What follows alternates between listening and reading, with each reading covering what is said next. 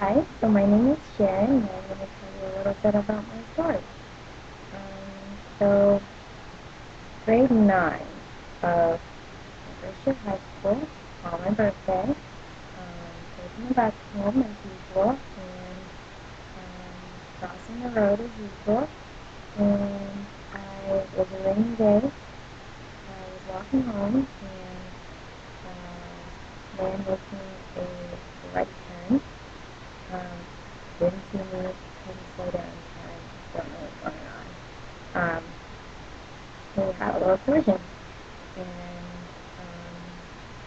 everything's a blur, but all I remember is seeing the car come for me, not being able to do anything about it, not jaywalking, walking during my turn, and next thing I knew, I was on the ground, had flown into the intersection because it was a rainy day and it was slippery. And all I remember is not being able to get up, and no one coming out to help me until what felt like forever later. I didn't have to be brought to the hospital. I didn't have any major immediate injuries, so no charges or anything were pressed. Every time I hit that intersection, it would be the same visions, the same flashbacks, the same everything, experiencing that whole ordeal again. And I think to the average person, they think, well, that's not that traumatizing. Like, the car didn't run over you, you didn't die, you didn't even have to go to the hospital. But the accident put me off figure skating, which I've done all my life. It put me off doing a lot of things that I love to do because of the internal bruising in my leg.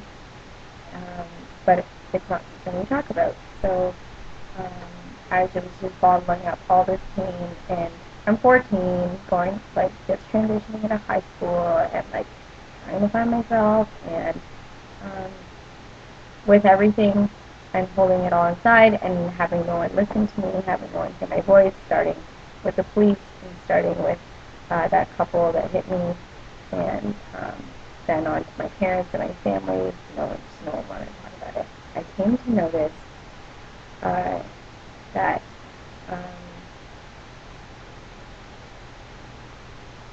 that it was always recurring in my mind. So I would get really bad nightmares from it. I would get really bad flashbacks from it, and I couldn't put my finger on what was triggering these things, but I didn't want to talk about it to anyone, and nobody really understands quite what it feels like to be in that position unless you've been through it.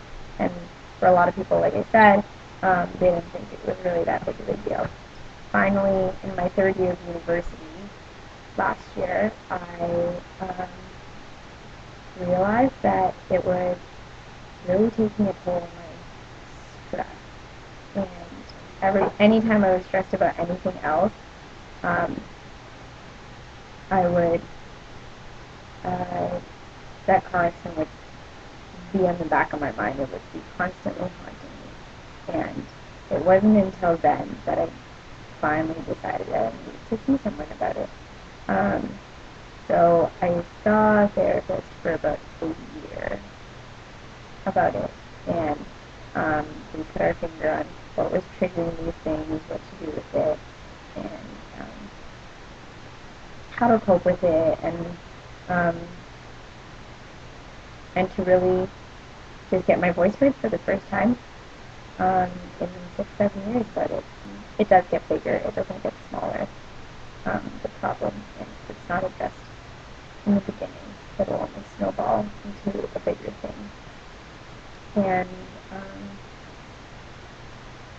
I think it's worth stopping in the beginning before it snowballs, because it affects every part of your daily life.